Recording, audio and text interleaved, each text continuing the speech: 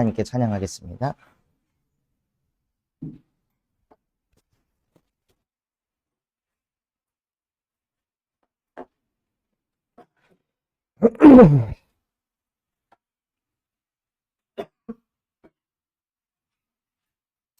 찬송가 453장입니다. 예수 더 알기 원하네. 크고 더 넓은 은혜와 대속해 주신 사랑을 간절히 알기 원하네.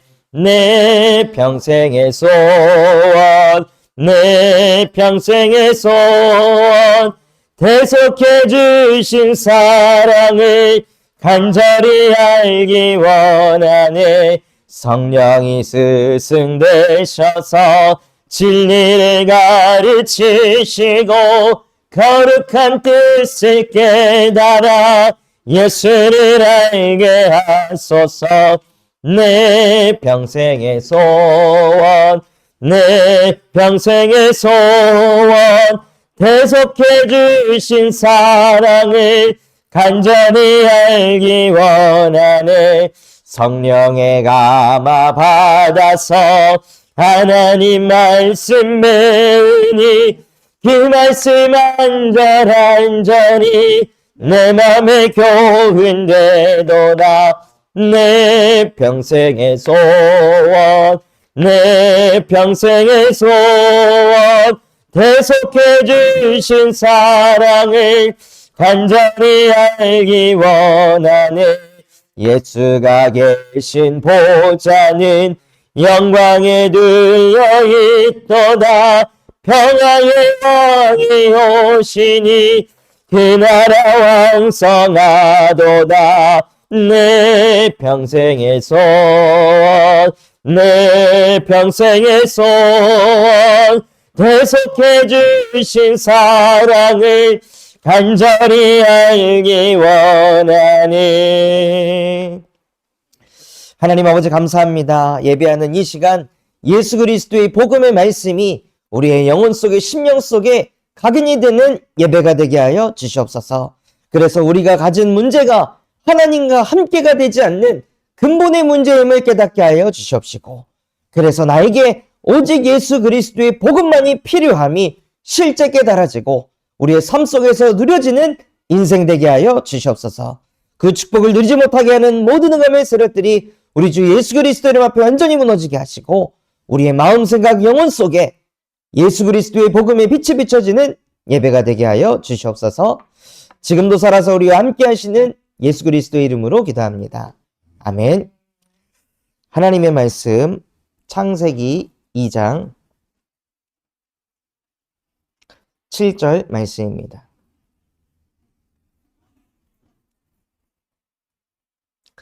창세기 2장 7절 말씀입니다.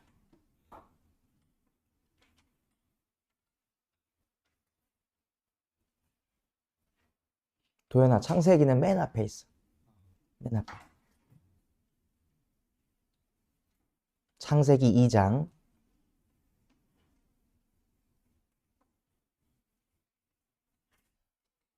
7절 말씀 우리 다 같이 읽어보도록 하겠습니다. 여호와 하나님이 땅의 흙으로 사람을 지으시고 생기를 그 코에 불어넣으시니 사람이 생명이 되니라. 아멘. 우리 새가족 예배를 우리 새가족분들이요 나에게 적용하실 수가 있어야 됩니다. 그래서 하나님께서 누구를 창조하셨냐?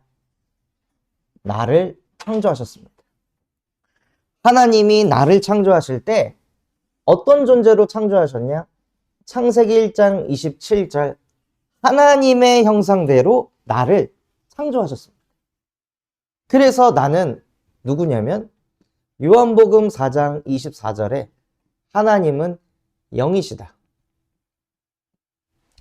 그래서 나는 어떤 존재냐? 나는 영적 존재입니다.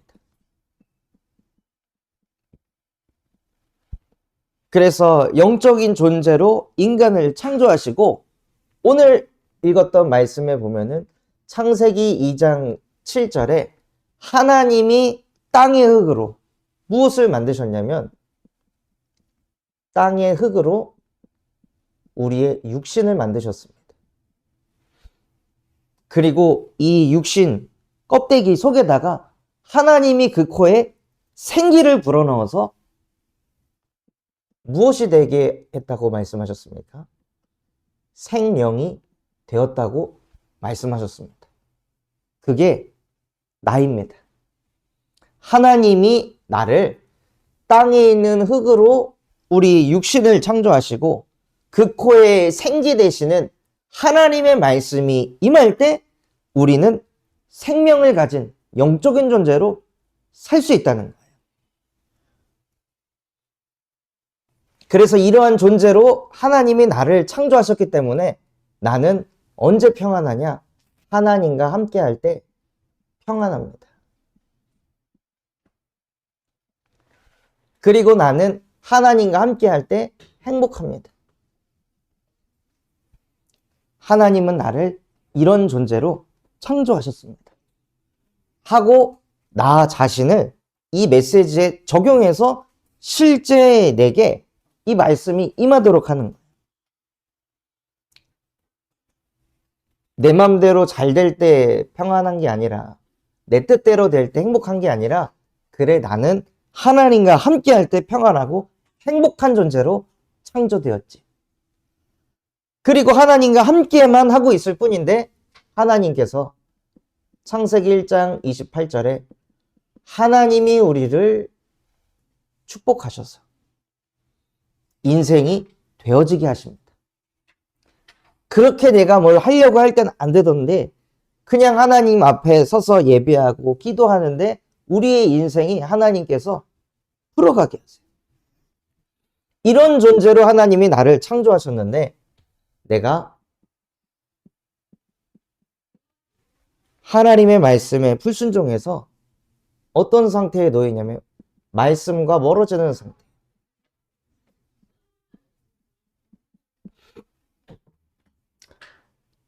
요한복음 1장 1절에 보면 태초에 말씀이 계시니 말씀이 곧 하나님이라고 하셨습니다.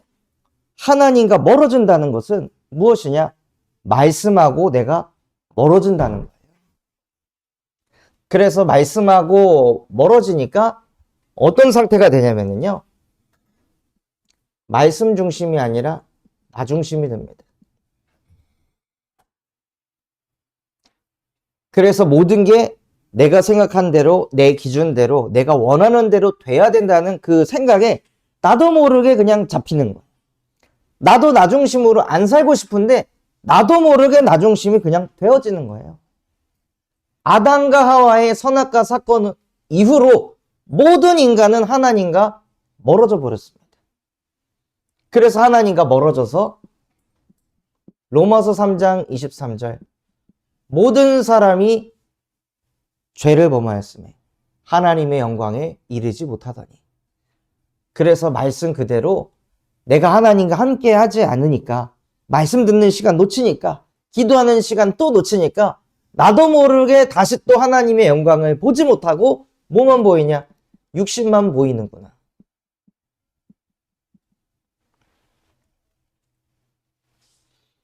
그리고 늘 육신적인 문제, 육신적인 현실, 육신적인 연약함, 부족함 이게 막 계속 보이는 거예요.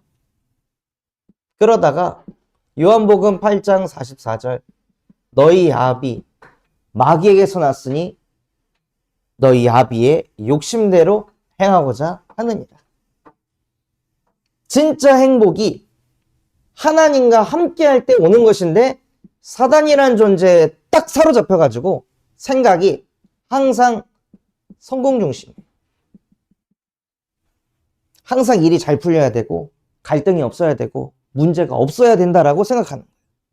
사실은 문제가 있어도 흔들리지 않는 영적 상태가 돼야 되는데 여기에 딱 잡혀 있으니까 문제만 생겼다고 하면은 예민해져. 갈등 생겼다고 하면 예민해져. 뭐 좀 내가 연약하고 부족한 거 들으라면은 나도 모르게 예민해지고 날카로워지고 짜증이 나는 거야. 원래 인간은 하나님과 함께 할 때 평안하고 행복한 것.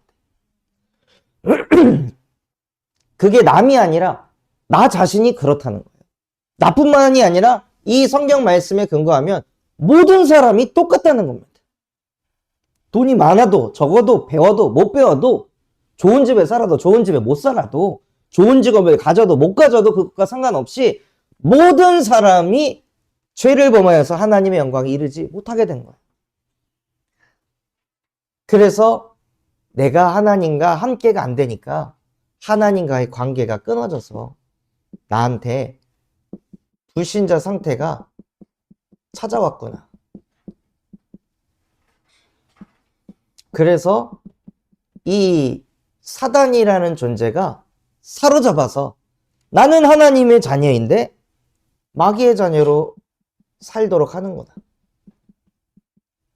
끊임없이 내 마음속에 욕심을 불어넣어 가지고 그 욕심대로 되게 하려고 기도하고 그 욕심 채우려고 예배하고, 그래서 거짓을 말할 때마다 제 것으로 말해서 진짜 진리 앞에 서질 못하게 하는, 교회를 아무리 다녀도 진짜 근원적인 행복이 뭔지 깨닫지 못하도록 자꾸 이 사단이 나를 지금도 속이고 있구나.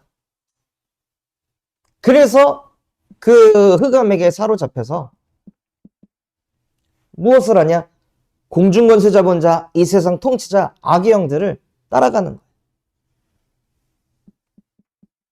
그러면서 우상을 숭배합니다. 즉 세상의 문화를 쫓아가는 거예요. 사람들이 이렇게 하니까, 사람들이 이렇게 하면 행복하다니까 그거 쫓아가는 거예요. 문제 오고 갈등 왔을 때 사람들이 하는 방법대로 하는 거예요. 저도 청년 때 이 사고방식에서 빠져나오지 못하니까 내 맘대로 계속 안 되잖아요. 내 뜻대로 안 되잖아요. 내 인생 되게 하려고 열심히 사는데 안 되잖아요. 스트레스를 계속 받는데 세상 문화는 술이었어요. 스트레스 받을 때마다 술 마시고, 스트레스 받을 때마다 노래방 가고, 스트레스 받을 때마다 쇼핑하고, 스트레스 받을 때마다 여행을 다니는데 안 되는 거예요. 그냥 잠깐 그 순간뿐이지 실제적으로 제 안에 치유가 일어나지 않아요. 그러니 마태복음 11장 28절, 수고하고 무거운 짐을 지고 인생을 계속 살아갑니다. 내 마음대로 안 되니까, 내 뜻대로 안 되니까 자꾸 짜증이 나요. 내 마음대로 되게 하려고 열심히 했는데 내가 원하는 응답이 안 오니까 자꾸 한숨 쉬어집니다. 그리고 이게 쌓이고 쌓이니까 저도 모르게 예민해지고 아무것도 아닌 일에 자꾸 분노하게 되는 거예요. 그렇게 수많은 사람들이요, 정신문제에 시달립니다. 수많은 사람들이 아니라 나 자신이. 그리고 계속 짜증이 나고 예민한 상태 속에 있으니까 저도 모르게 육신 문제가 오더라고요. 두통이 계속 오는 거예요. 계속 머리가 아프고. 그러니 잠을 못 자니 불면증에 시달리고. 이 상태가 계속 반복이 되면은요, 사람이 우울해집니다. 또 불안합니다. 이 상태가 나도 모르게 계속 찾아오는 거예요. 이게 하나님과 함께가 안 돼서 내가 지금 이런 상태가 다시 또 찾아왔구나. 그런데 이 문제가 출애굽기 20장 4절에서 5절 말씀에 하나님이 아닌 다른 신을 섬겨서 하나님과 함께하기보다 또 나를 믿고 육신 믿고 성공을 믿다가 후대 문제가 찾아오고, 이유 없이 후대가 자꾸 안 되는 거예요. 그리고 누가복음 16장 19절에서 31절에 죽어서는 내 영혼이 어디로 갈지 모르는 그 불안과 두려움 속에서 하루하루를 살아갑니다. 남의 이야기가 아니라 이게 나구나. 아, 진짜 내가 하나님의 말씀과 멀어지니까 또다시 나라는 거에 잡혀가지고 죄 가운데 빠져서 은혜를 보지 못하고 늘 육신적인 것만 보고 사단에게 사로잡혀가지고 네 맘대로 안 돼가지고 네가 답답하고 스트레스 받는 거야. 계속 그 거짓의 메시지에 사로잡혀가지고 진리 앞에 서질 못하니 내 상태가 이런 상태가 오게 되었구나. 그래서 이 상태 속에서 내가 영원히 빠져나오지 못할 것을 아시고 하나님이 나 같은 죄인을 위하여 십자가에서 그리스도께서 못 박혀 죽으심으로 나에 대한 자기의 사랑을 확증하셨느니라 하고 나에게 복음을 실제 각인시키시는 거예요. 내가 이 상태가 자꾸 나타날 때 이런 정신적인 문제가 나타나고 육신의 문제가 나타나고 후대 문제가 나타나고 그럴 때 뭘 각인시키냐? 그럴 때 복음을 나에게 각인시키는 겁니다. 나는 왜 그러지가 아니라 그래서 나에게 하나님의 아들 예수 그리스도를 보내셔서 나 대신에 십자가에 못 박혀 죽으셔서 나에 대한 자기의 사랑을 확증하셨구나. 그리고 끊임없이 이 사단이라는 존재가 저와 여러분을 예배 자리로 서지 못하게 합니다. 예배에 와도 말씀 안 들리게 만듭니다. 분열시킵니다. 딴 생각하게 만듭니다. 들어야 산다는 거 아는데도 말씀이 안 들리게 하는 거예요. 그래서 요한일서 3장 8절 하나님의 아들이 나타나신 것은 하나님의 말씀을 듣지 못하게 하고 믿지 못하게 하는 마귀의 일을 멸하려 하십니다. 하고 하나님의 아들 그리스도께서 오셔서 마귀의 일을 박살내셨습니다. 또 우리가 죄에 빠져서 하나님의 은혜를 보지 못하고 늘 육신적인 것만 볼 수밖에 없는 나에게 로마서 8장 2절 그리스도 예수 안에 있는 생명의 성령의 법이 이 죄와 사망의 법에서 나를 해방하였느니라. 하나님 나는 내 상태 못 바꿉니다. 그래서 나에게 그리스도 예수 안에 있는 생명의 성령의 법으로 나를 이 상태 속에서 해방시켜 주시옵소서 하고 나에게 복음을 각인시키는 거예요. 그리고 수고하고 무거운 짐을 왜 줍니까? 하나님이 안 믿어지니까 내가 해결해야 된다고 생각하는 겁니다. 내가 풀어가야 된다고 생각하는 거예요. 그때 수고하고 무거운 짐을 지고 있는 나에게 예수께서 나에게 이르시되 내가 곧 길이요 진리요 생명이니 나로 말미암지 않고는 아버지께로 올 자가 없느니라. 너 혼자 못해. 내가 너와 함께 해야 돼. 하고 하나님께서는 우리와 함께 하시려고 이 땅에 그리스도를 보내셨습니다. 그래서 우리가 하나님과 함께 하지 못하는 이 근본 문제를 예수께서 십자가의 못을 받고 다 끝내셨습니다. 내가 하나님과 함께 할 수 없는 이 근본의 문제는 십자가에서 이미 끝났다. 이 일을 행하신 예수가 지금 나의 그리스도이시며 살아계신 하나님의 아들이십니다. 라고 또다시 나에게 복음을 각인하는 거예요. 그게 진짜 되어질 때요. 나도 모르게 가지고 있는 이 불신자의 상태가 나도 모르게 찾아오는 이 나 육신 성공 중심이 그리스도 이름 앞에 무너집니다. 내가 이거를 없애려고 하는 게 아닌데 그리스도의 이름에 집중하고 있는데 나도 모르게 이 상태 속에서 자꾸 해방받고 빠져나오는 거예요.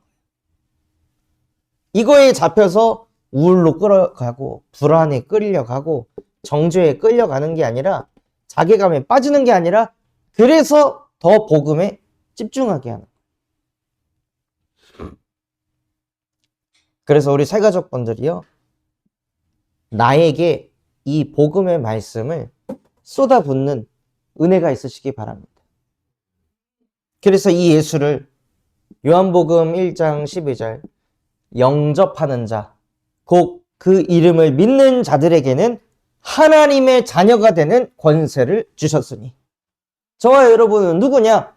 마귀의 자녀로 살아갈 불신자가 아니라 예수 그리스도를 영접한 하나님의 자녀가 되는 권세를 가진 사람들입니다. 그래서 하나님의 자녀는 무엇 할 수 있냐? 하나님의 자녀는 예배할 수 있습니다. 예배할 때 무슨 일이 벌어지냐면요, 예배할 때 흑암이 무너집니다. 사도 바울이라는 사람은 감옥 안에서 예배를 드렸는데 자기 묻고 있던 그 쇠사슬이, 막혀있던 옥문이 예배하는 시간에 풀렸습니다. 즉, 우리가 예배를 바르게만 드려도 나를 묶고 있고 옥죄고 있는 그 모든 흑암이 무너진다는 거예요. 나뿐만이 아니라 우리 가정, 가문의 역사는 흑암이 예배하는 시간에 박살납니다. 또 예배하는 시간에 하나님께서 무슨 은혜를 주시냐면요, 하늘 보좌의 축복을 받게 하세요. 그냥 예배만 하고 있을 뿐인데 하나님께서는 눈에 보이지 않게 보좌의 축복으로 저와 여러분에게 역사하십니다. 그리고 하나님의 자녀는 예배 때 주신 말씀을 가지고 무엇 할 수 있냐? 기도할 수 있습니다. 예수가 그리스도라는 것을 깨달은 베드로에게 예수님께서 천국 열쇠를 주셨습니다. 그래서 그 열쇠를 가지고 예수 그리스도의 이름으로 기도하시는 거예요. 나 혼자 짊어질 수 없는 문제를 만났을 때 스트레스 받고 짜증을 내는 것이 아니라, 하나님, 저 이거 감당 못하겠습니다. 하나님이 도와주세요. 하나님이 풀어주세요. 하고 예수 그리스도의 이름으로 기도할 수 있는 권능을 주셨습니다. 그래서 거기서 받은 응답과 증거를 가지고 나와 같이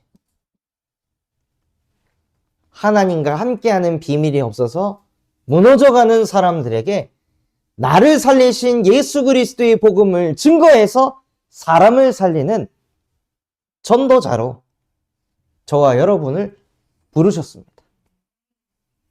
그래서 우리 새가족분들이 날마다 나에게 복음을 선포해서 예배가 회복되고 기도를 누리며 사람을 살리는 전도자가 되시기를 예수 그리스도의 이름으로 축원합니다. 하나님 아버지 감사합니다. 오늘 말씀 주신 그대로 정말로 이 말씀을 나에게 적용하여 나는 원래 하나님과 함께 할 때 평안하고 나는 원래 하나님과 함께 할 때 행복한 영적 존재입니다. 그래서 하나님, 오늘도 하나님과 함께 할 수 있도록 예수가 나에게 그리스도가 되게 하여 주시옵소서 라고 고백하며 매일매일을 시작할 수 있도록 우리 새가족분들에게 은혜를 베풀어 주시옵소서. 그래서 실제 하나님 자녀의 권세를 회복하여 예배가 회복되게 하여 주시옵시고, 예배 때 주신 말씀을 붙잡고 기도하여 응답받게 하셔서 그 응답을 가지고 또 다른 영혼들을 살리는 전도자로 축복하여 주시옵소서. 지금도 살아서 우리와 함께 하시는 예수 그리스도의 이름으로 기도합니다. 아멘.